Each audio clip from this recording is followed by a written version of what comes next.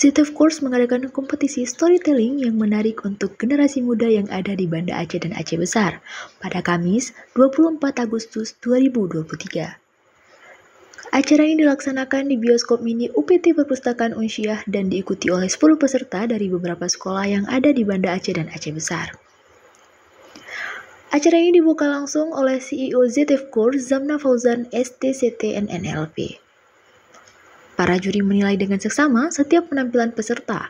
Mereka memperhatikan kemampuan narasi, ekspresi, dan kreativitas peserta dalam menyampaikan cerita mereka.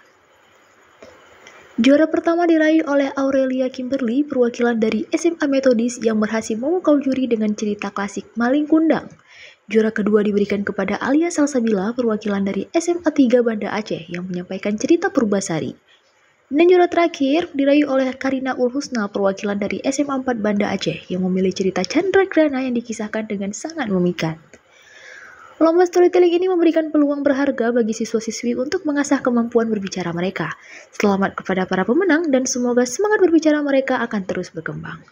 Dari Arandari TV, Katrina Salsabila melaporkan.